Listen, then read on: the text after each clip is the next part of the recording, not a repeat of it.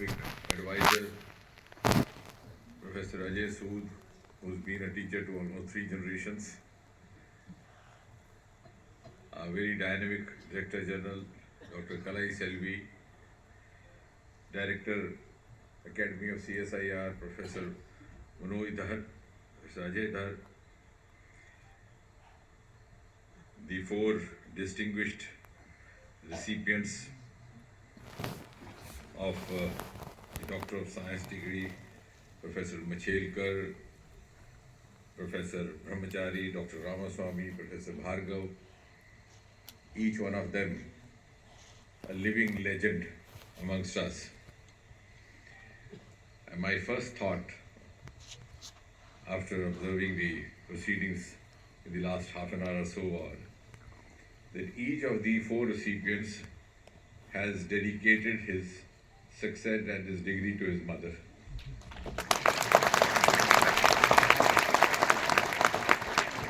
Which speaks volumes of the woman power that this country had inherited. Maybe in the times when they were born, more than half a century earlier. But it is now that the woman power is actually receiving recognition, and each one of us as students of science has been taught to speak not without evidence.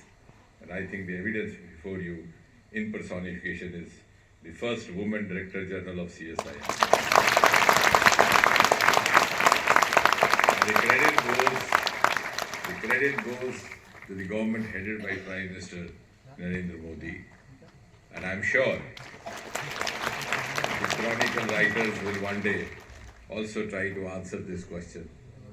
Why India had to wait 75 years and CSIR 80 years to get its first woman Director General, particularly at a time when all the leading scientists were actually mentored, nourished, inspired, groomed by women.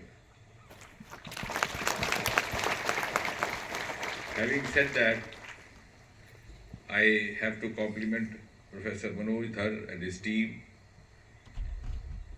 I'm glad to know that Professor Manoj Dhar joined this institution with a rich experience behind him. I had known him as a scientist, as a researcher of biotechnology, then also as a vice chancellor, and therefore when he joined this family of CSIR, he carried a wealth of experience with him, and within just 1 or 2 years, he has contributed tremendously to the enrichment of this institution and also making its visibility much, much more obvious. Even though ICSIR is a relatively younger institution in the family of CSIR, is hardly entering its adolescence, or may I say teenage, but the time span may be short, but the journey has been very rewarding. And I think what we need to tell others also outside the fraternity is that this is possibly based on a relatively new and a relatively futuristic concept, at least in India. And the awards, the degrees, the masters, the doctorates are at pan-India locations, which makes it unique. And the wide range of courses, as Professor Manoj Dhar was rightly pointing out,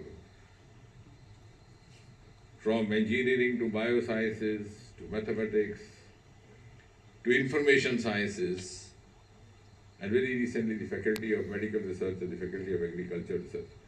So covering this entire spectrum in a single campus, in a single institution, is possibly the concept of the university curriculum, which was followed in some of the universities abroad and is relatively new to India. And to that extent, I may say that Academy of CSIR is possibly the torchbearer of a new academic culture and a new academic curriculum in this country, which would be realized as we move on, because it's not been very visible in its short journey. And I think in a very short span of time, it has been able to leverage itself by aligning with as many as 82 important academic institutions, which belong to CSI, of course, also to the ICMR, to the DST, to NIF. And I'm glad that last year I had the destined privilege, because minister happens to be an incidental person in any ceremony, but I was around when the iPhD was started. And I think using the modern means of information and communication, like social media, etc., we need to do much more talking about it, because it's almost been 1 year, but it's hardly known to the rest of the country what it's all about.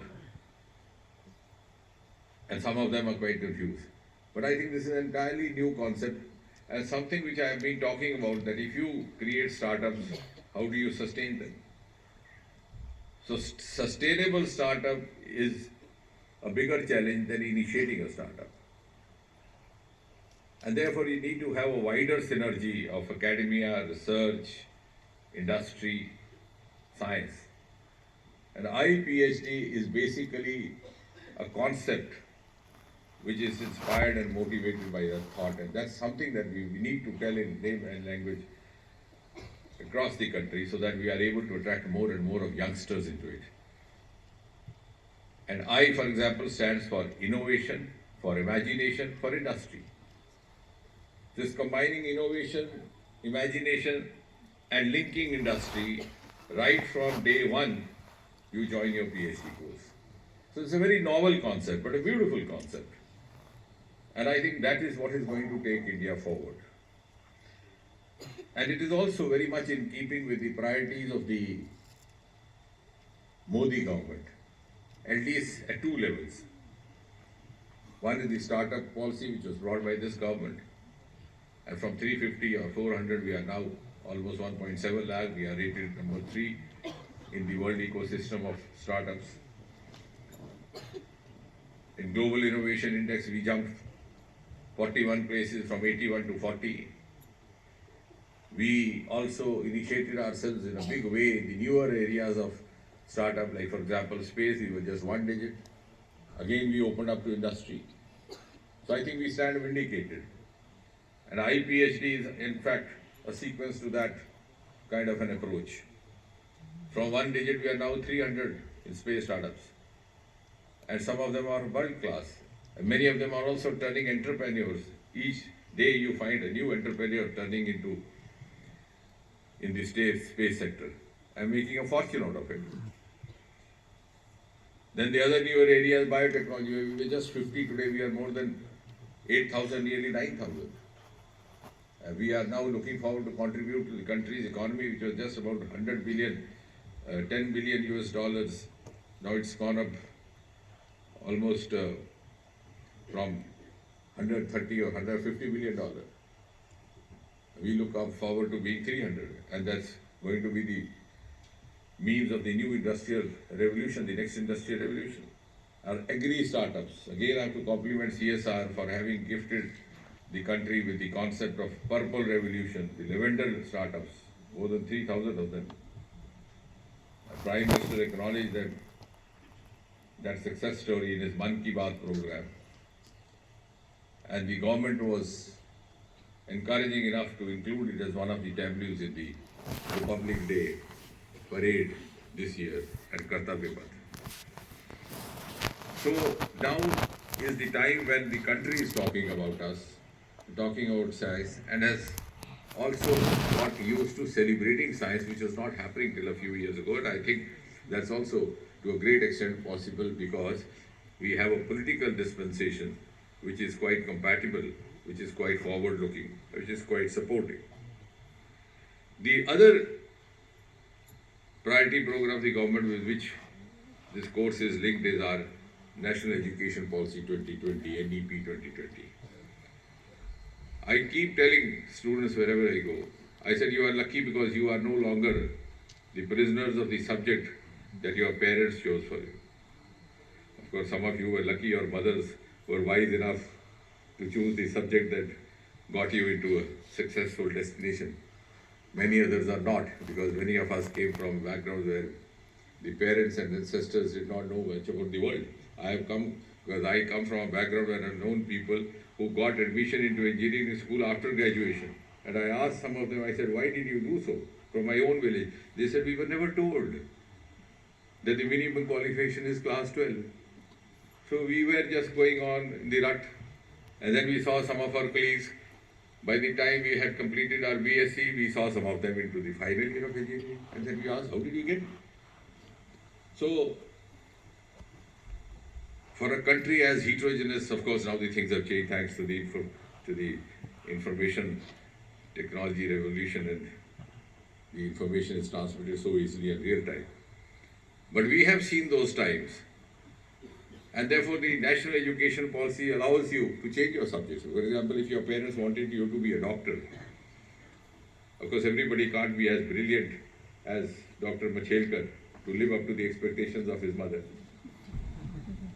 But if it was someone like me or someone else, and you couldn't make it after class 12 or after graduation, what do you do? You have no choice but to go in for post-graduation in the same subject. And then what? Try your luck in civil services, because in any case, at the end of the day, you need to make a livelihood to fend for yourself, even for your mother. You can't let her die starving. And after MSc, then, if you don't make it, then you go in for a PhD. And the same subject keeps haunting you, changing you. Because your parents thought you would be a doctor. You didn't become a doctor, but the biosciences haunted you all your life. Here, I think it's an extremely revolutionary decision. You can juggle your subjects. And it's fascinating. I went to some of the universities in Madras, some of the colleges affiliated to Madras University, where it was fascinating to see students combining economics with biotechnology. And of course, the student was fascinated, so I asked one of the teachers. She said, I'm absolutely delighted to teach these students because it's a learning experience for me as well. So you can juggle your subjects, you can change your subjects, you can combine the subjects. So this is a newer concept, and I think ACSIR is an academy which is catering in enriching that concept. And as Professor Dhar was saying, it ranks almost 3 to 4% among the universities across the world. He didn't receive the kind of applause which he deserved for this statement. And I tell you why. I tell you why. Because we speak like scientists to scientists, but also speak like scientists to the non-scientists. So there are two sections of people in this society, one who know that they don't know. So they look for a library. Others who don't know that they don't know. So we have to address that section which doesn't know that it doesn't know. And 3% among 20,000 means that we are among the first 300 in the world. That is what it is. Or maybe 600. So it's 5 to 600 maximum, if you take 3% of the 20,000. That's a huge, huge achievement for a university, an academy which is just, as I said, entering into its teenage.